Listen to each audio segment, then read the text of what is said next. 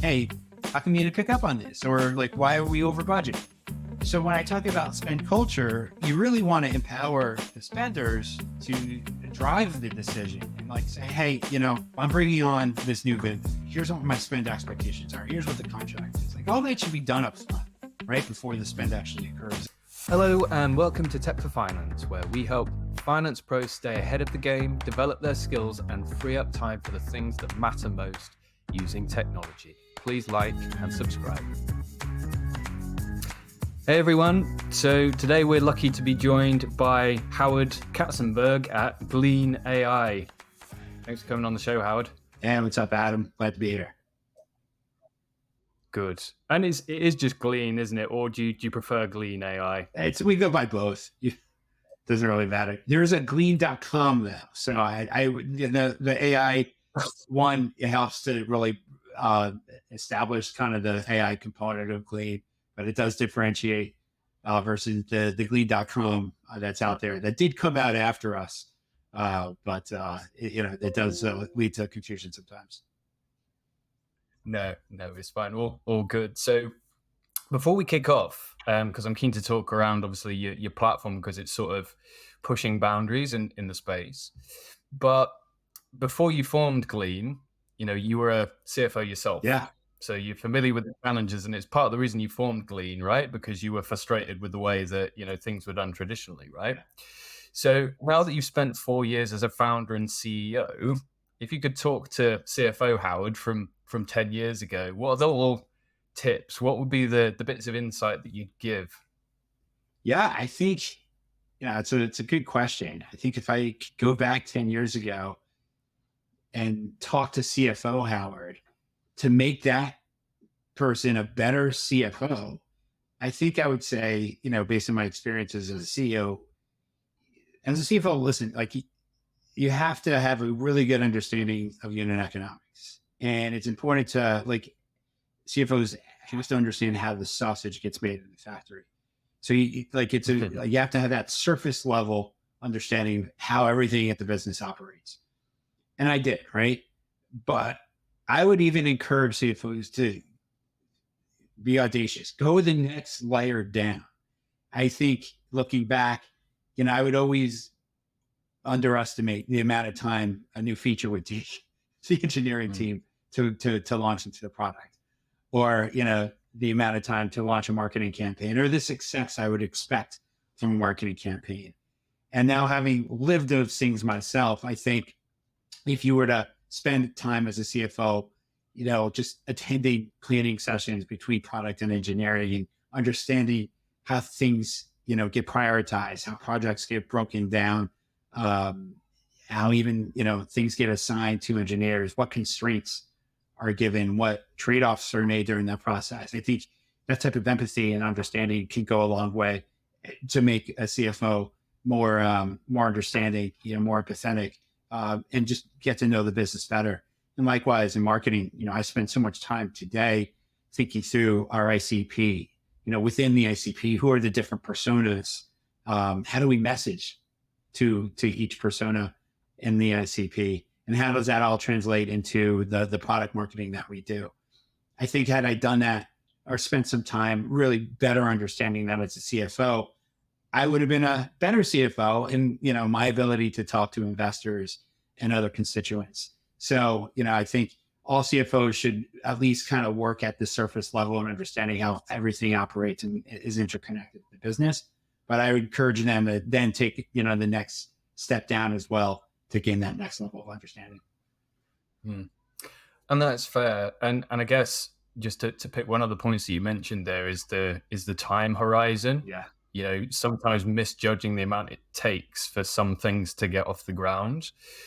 So you mentioned product development, engineering. Oh yeah, no, it'll be ready next month. 12 months later. It's the same in sales, right? Oh yeah, no, we've got 5 really big prospects that we're due to close in the next month, 6 months later. So I guess expanding that time horizon and finding a way to be more realistic, or at least building that into your forecast is really useful stuff, right? But it's interesting what you said about the marketing there. And I guess, I was looking at a couple of posts here about CFOs leading sort of investment discussions. And it doesn't immediately, sort of marketing in your ideal customer doesn't necessarily always form, front and center headspace to a CFO, right? But I guess everybody's got to sell at some point, right? Yeah. Well, even CFOs are selling to, investors all the time. Yeah. It could Yeah. be bankers, it could be your team, right? In terms of keeping them motivated. So that skill set is certainly important. But then just understanding, if you're in a meeting with a salesperson or your head of marketing, being able to connect with them better, to understand, like, all right, why did this tactic work? Why did this channel work or not?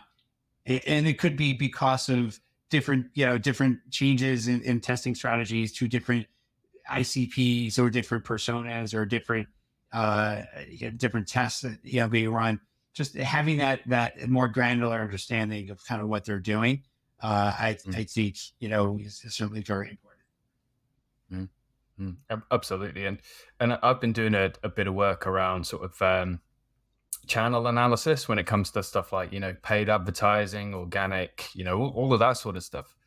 And one of the most difficult things to quantify is organic reach, for example, of a website. And you might work with an SEO agency and they might say, oh yeah, no, we'll get you on the top page of Google or Bing or whatever it is now. But the ramp up is always so much longer. And it's even the same with PPC, right? Because even if you paid for leads that are bottom of the funnel that are coming into the pipeline right now, they've still got to get through the sales process. They've still got to be nurtured. They've still got to go through all of those sorts of things. So I don't think there's a general rule to say, always add 3 months into that planning. But as you say, the deeper your knowledge and the more historic data, I guess, you've got to work from, the more accurately you can inform those decisions, right? Yeah. Listen, I think CFOs can bring a certain skill set at analyzing every step along the conversion cycle, by persona type, by company type, and bring that level of analysis to different teams and bring understanding that may not be able to be surfaced without like the finance skill set. I think we've uncovered some things here at Glean because we're so analytical, it's led to us like doubling down in certain channels and talking to certain personas different ways because what we've uncovered things in the data. And is that the secret sauce? Can you uncover can you give a couple of those examples, or is that a conversation for another day? Yeah.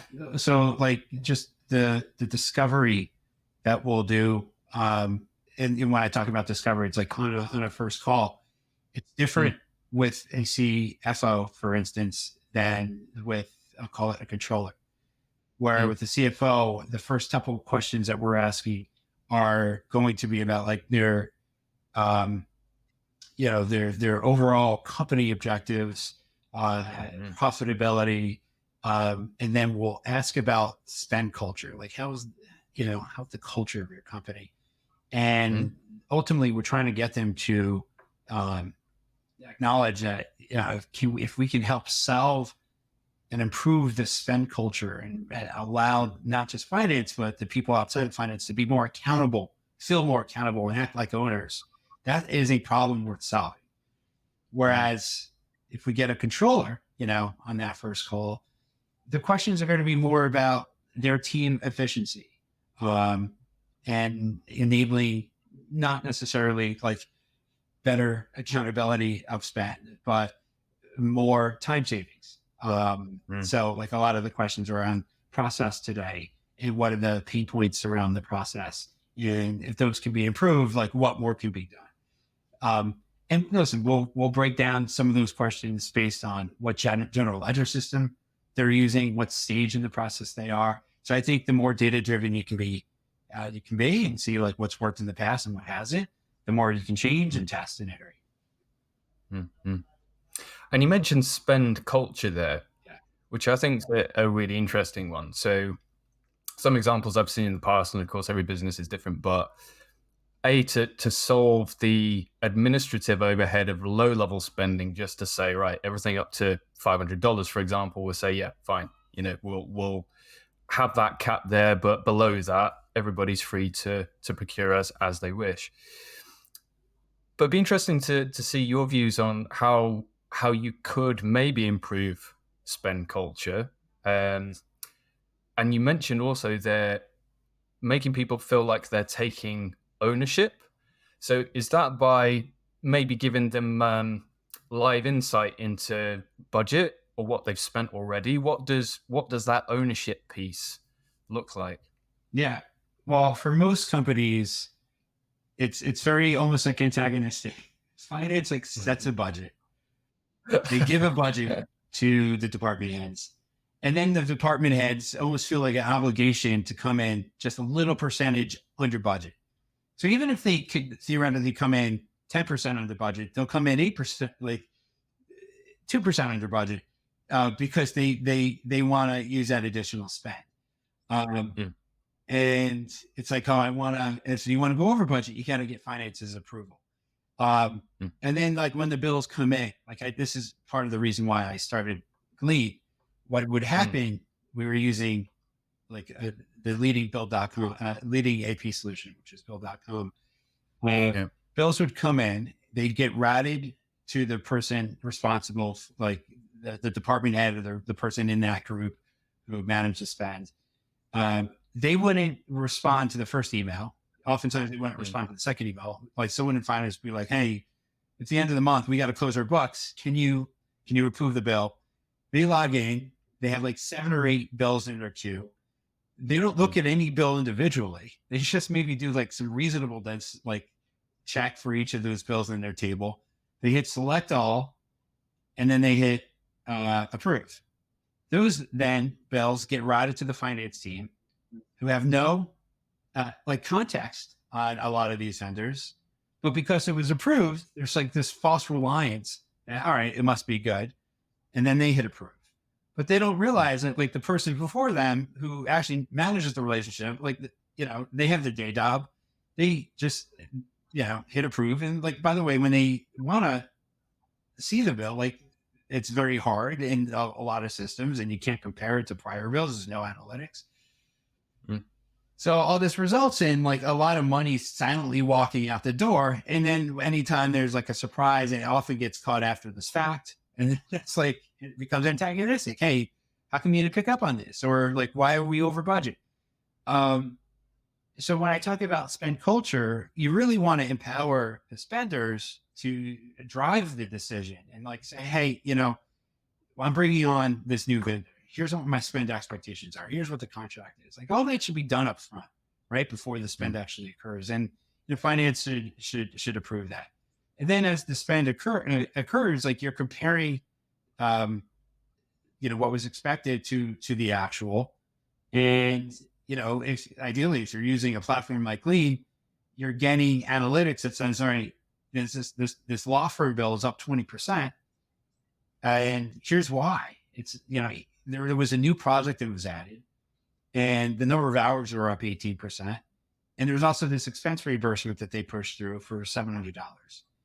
And now everyone's like on the same page. If I have a question, I could ask, was that expense reimbursement expected? Was it allowed per our engagement letter? If you have uploaded the engagement letter, I can check it to make sure it was okay. We can chat back and forth.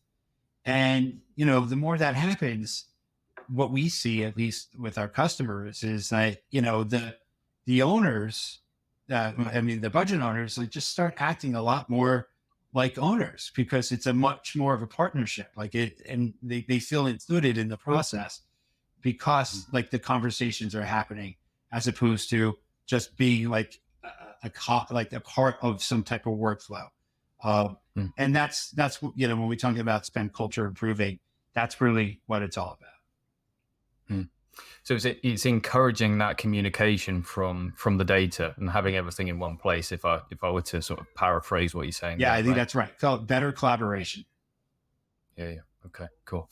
So the way that I think about AP and AP automation, and you can correct me whether I'm wrong, is with a few levels, because I often get asked about benchmarking.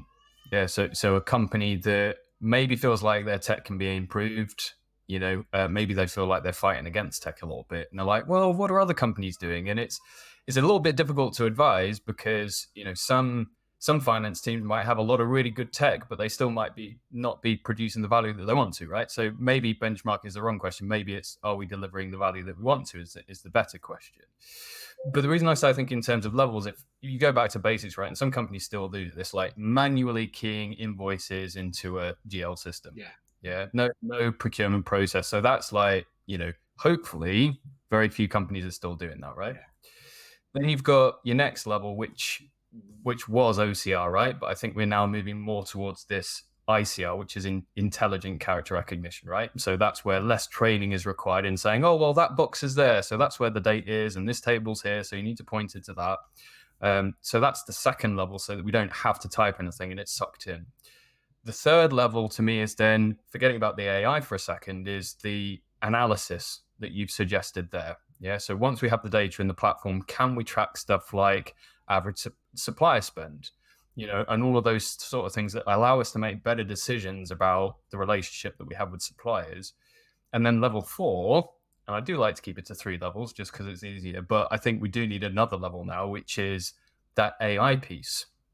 And I think what I understand from Glean, and you can keep me true on this, is that once you've got access to that base level data and you're able to see, I guess it's anonymized, what other companies are roughly spending for these types of services, that allows you to take that insight to the next level, where we're not just saying we're spending with these suppliers, this is our average spend and so on. You've got an AI that's intelligently saying, well, why don't you do this? Or this is higher than expected, or so on and so. Am I sort of right in thinking in those levels, or is there a step that I've missed or anything that you want to add to that? Yeah, I think most traditional AP solutions kind of stop at the second level today. And the reason I started Glean was I saw money like silently walking out the door. And when I kind of analyzed why, on the revenue side, I had access to dashboards where at any time of the month, I could basically tell you how revenue was tracking and drill it down to the salesperson, to the product, to the channel, to the time of the day, right? And pull it up in a dashboard and explain exactly what was going on in the business. On the spend side, it was the exact opposite. Like I'd have to wait until like 2 to 3 weeks after the actual end of the month for the accounting close to occur. And then I got like one Excel report that just showed me my expenses month over month, where like the rows were the vendors, the columns were the months. And that's it. I couldn't dig in even any further.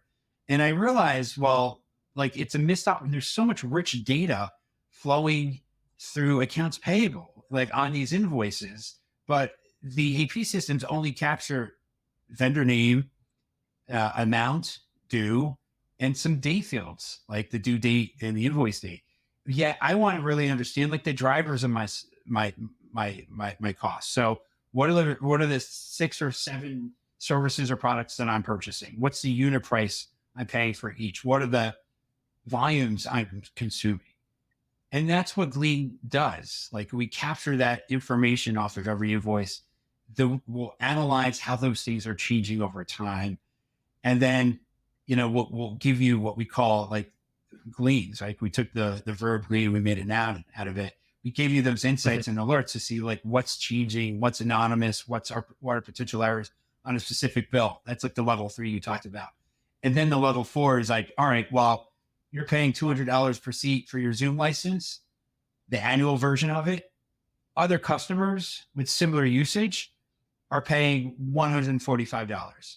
So we're able to kind of use benchmarking data based on that proprietary data we have for things like unit pricing, payment terms, or even, fraud alerts. If we see that bank, like the payment information for a specific vendor is different for the payment information that other customers use for the vendor, that could be fraudulent invoice. So we flag those types of things for our customers. Really quick, guys, as you know, I don't run ads and I no longer sell anything on here. So to help me, it'd be great if you could share with just one other person, leave a review, give a thumbs up and subscribe. It really does make a difference. Now back to the show. That's really interesting, actually. obviously the hackers are getting smarter, right? So yeah, I think having that extra data protection layer is a good one, right? But I guess taking a step back a little bit, when you mentioned some of the AI and the benchmarking stuff there, which is great, and I remember listening to you on was it the MAD podcast, the machine learning and data analytics podcast, Yeah. uh, where the question was asked about you annoying suppliers by essentially allowing companies to, weigh against, because obviously companies got to make money and all of that sort of stuff. And we don't have to go down that rabbit hole because, of course, you said that, Glean at the moment isn't big enough for, companies like Salesforce and Zoom to care that obviously you're providing later on other customer spending.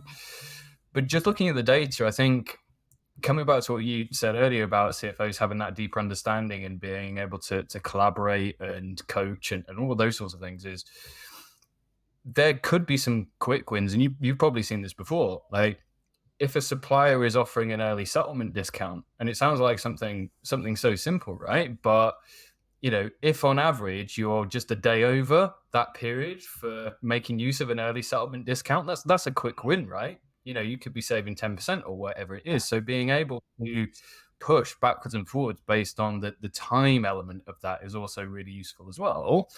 But then also being able to say, right, well, we spend a lot of money with you, right? Yeah. Isn't it about time that we have a grown-up conversation about, better rates? Yeah. Like, Yeah. you see what I mean? And that's without the AI stuff. That is just from having the base data, right? Yeah, and we'll call that out in our product that your spend with this vendor is up 170% year to date, right? And you may not realize that, but with that context, you'd be like, all right, I'm going to pick up the phone, although we're not due for renewal for 6 months. Hell with that. Like I'm going to call them up and negotiate a better deal now because our volume is so much higher. And a lot of customers take advantage of that. And we've had stories of customers using our benchmarking data to like negotiate. Recently I heard $20,000 off like their price plan with Salesforce. Another one, it was like a $60,000 savings recently. Blanking on who that vendor was, but vendors is on. If there's a salesperson on that other side, that pricing is negotiable. That's what I say. Yeah, absolutely. Everything's a negotiation, right? So I guess if we think about the steps that a company might need to go through, so and I'd like to answer this question because a lot of times people just don't know where to start. So let's take the companies that are still very much in that sort of level 1 to manual. Use a really simple example like Xero. It's got a base level of OCR in it. I think it will pick up like header information. It might do amounts, and that sort of stuff. But it's not really getting very granular. So to what extent are these solutions now plug and play? Or are we thinking, right, well, we need to first look at the data. We need to have more of a migration path if we're going to implement a solution like Glean or another AP automation platform. How would you encourage people to think about onboarding, making the shift, selecting, and gearing themselves up for success? Well, our team is trained not to use the word implementation with Glean. So let me just start there. Like, honestly, to get started with Glean, most companies already have some type of centralized inbox where the vendors are sending receipts and invoices like AP at or expenses at company.com. We just give them an email address where they add us as a member of that group, and we receive the invoices and other like bills to process. So it's just, to get started with Glean, that's all you have to do. Now you can connect your general ledger if you want to do the accounting, through Glean. If you want to pay bills to us, you connect your bank, and that takes all of 5 minutes. Setting up approval rules, it might take another like 30 minutes, but it's really like a few hours of work at most to get started. It's not like moving from QuickBooks to NetSuite, right? Like, so we hesitate to use a word like implementation. And as part of like any sales process, we're doing that education up front to say, listen, it's very low risk. Like you can try this and see what your data looks like in Glean by just setting up this forwarding role without making any real commitment, and see what like the benefit is. But in addition to that, just in terms of walking them through the analysis. Like, we really just, it's not complicated. It's like, it's just a cost benefit. So we want to Mm. understand like how they're processing bills today, at the minimum, but also we want to bring out, we have to do some education just around like the lack of visibility, the lack of control around vendor spend, because that's where a lot of our value is as well.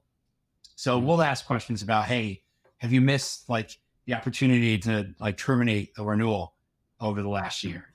How often is spend coming in over a budget? Have you had any duplicate payments recently? Mm. We sometimes will ask like, every out of every 100 bills that are getting approved through your current AP process, how many get or are being submitted? How many are getting denied?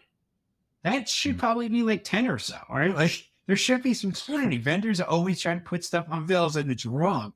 Yeah. Usually the answer is like 0 or 1 out of 100. So like that's just indicative of like conversations not happening and like maybe not Right. having a great spend culture. So like we do some education around that, and then we just drill down on the time savings potential. I've spoken a lot about like some of the insights and the analytics that we provide, but because we have all that rich data, we can do things like automated prepaids amortizations, and we can identify vendors that should have billed you but didn't, and you can book those accruals through Glean. So those like prepaid amortizations and accruals are two of the biggest pain points for accounting teams when they have to close the end of the month. So like, Mm. we'll quantify the time savings for that versus that their kind of existing process today in really what the opportunity cost of freeing up that time is so that they can focus on other projects. And then, clearly just lay out that ROI and compare it to the switching cost of maybe spending, a couple of hours in an onboarding call and maybe like a couple of hours training the team to use the product. And at the end of the day, it becomes a pretty clear. We try to really make it as much of a no-brainer as possible to say, listen, this is very high ROI, very low risk, Mm. and that's really the process we go through with them. Okay. I suppose the only things that I'd add to that, because I mean, as you may know, my experience is in finance software and ERP systems, right? Yeah. And the difficulty companies sometimes have, especially when they're adding on, so enhancing the stack, is what do we use in our current system versus what are we now going to be able to do in a new system, right? So a lot of systems now might have an element of AP in them, so purchase record or invoice or whatever. Yeah.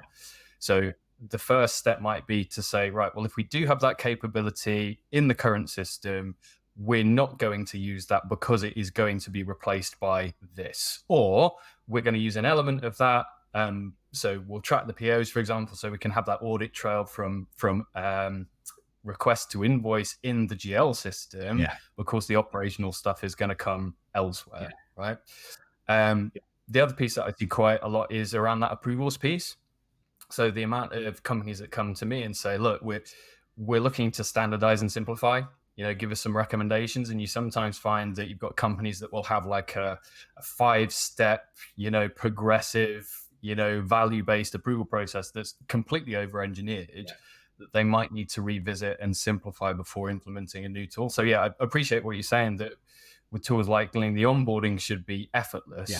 But that's not to say that there isn't at least a little bit of a thought exercise that needs to go beforehand. Yeah. And you could also even look at that reporting piece as well, because, depending on your GL and your cost centers, this might welcome a conversation to say, right, well, how do we want to report? How do we need to look at reporting? Does our GL structure need to change? Can we simplify any of our cost center reporting, all of that sort of stuff? So I think there's a lot of valid questions that companies can go through to simplify. This is the crux of it, right? To simplify that process, to basically stack the odds in their favor of making sure that if they do implement the solution, they're going to get the most amount of value from it, right? On that first part where you talked about, you might have an existing product that does some AP, and you might decide not to use certain elements. We actually encounter that a lot. So where Brex and Rave these days now have their own kind of AP or bill pay offering. And most of our customers also have click rights or ramp cards too.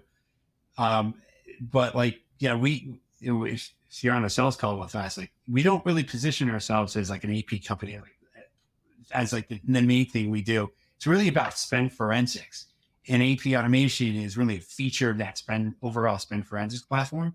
So most of our customers see enough value in that spend forensics platform that they'll migrate, you know, what they're doing, they'll migrate their entire AP business to Glean, but they'll also send those receipts that they're putting on, for the credit card transactions, into Glean as well.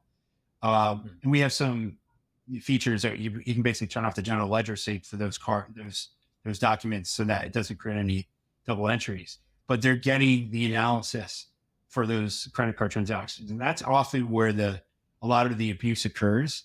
But they see enough value in Glean's platform where they're going to maintain both systems and really get the best of both worlds. And we have case studies of customers doing that. That we share and say, hey, although you can do some of this with your current platform, you're going to be missing out on all these other features. And here's like 3 companies that are really doing both things, and here's all the additional value they get. Mm-hmm. No, that's great stuff. Great stuff. I'm conscious you're a busy man, Howard, and we had 30 minutes for this, didn't we? So no, it's all good. I think it's been really interesting just to understand the art of the possible. Yeah. Which great. I think more companies need to be taking a leaf out of your book in terms of pushing boundaries, which is great.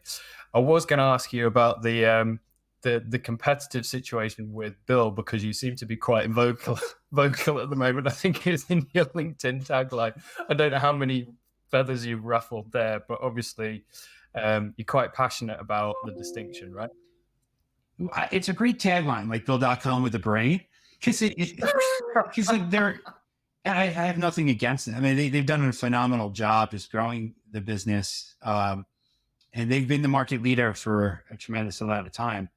But, the tagline does a great job just highlighting what the product lacks today. There's no analytics, right? It's just a workflow tool. It's very tactical. It's not strategic at all. So that's really our differentiation. And, I think most of 80% of our customers today come from that platform. So listen, it's a very competitive market. There's no shortage of AP products out there.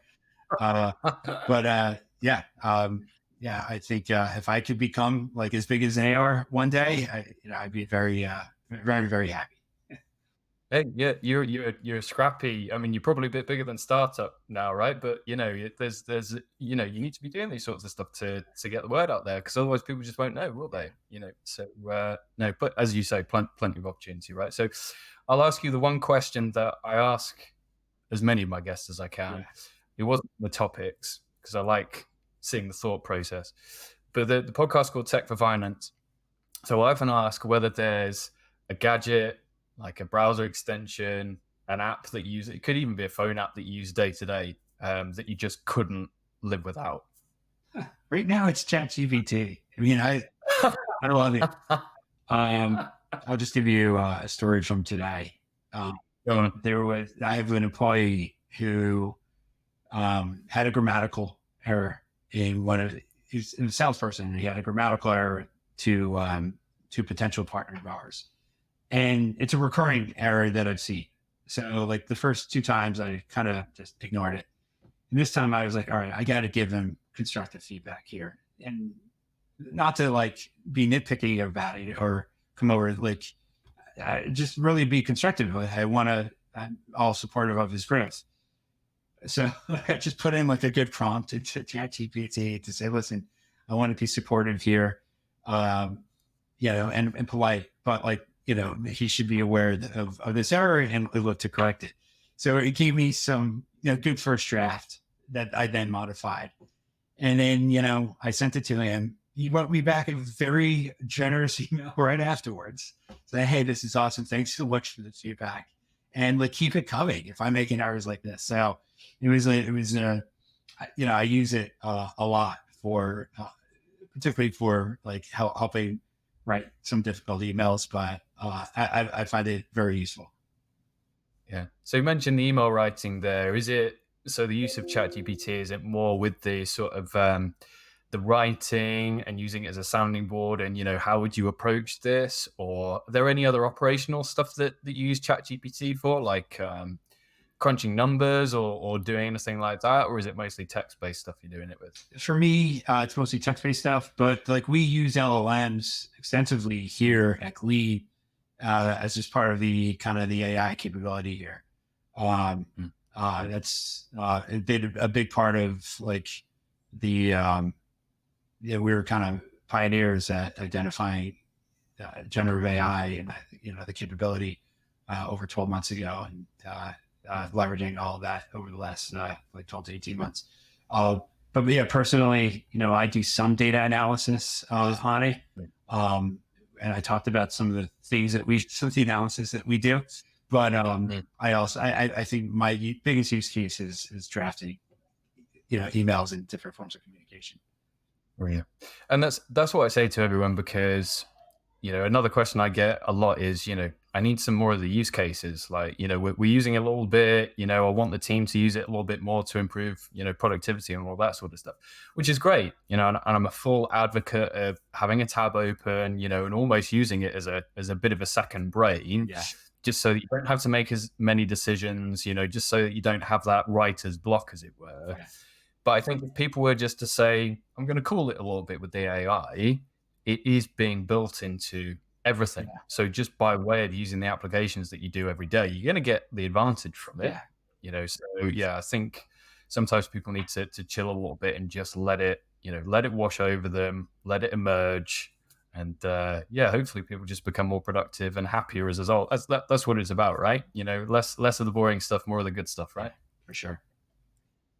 Fab. Right. Well, that's a really good place to end, Howard. Again, pleasure to have you on. I've been wanting to have you on for a while, but keep up the great work. I love seeing what you're doing. If people want to check out Glean and you, where's the best place to find you? The website's glean.ai, not glean.com, glean.ai. And if you want to reach out personally, it's howard@glean.ai is the best place. And my LinkedIn, it's Howard Katzenberg.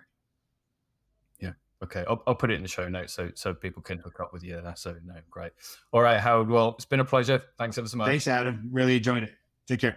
Yeah. No, see you later. Cheers. Hey again, and thanks for listening. If you enjoyed what you heard today, don't forget to like, review, and subscribe. And for more goodies, head over to techforfinance.com. See you soon.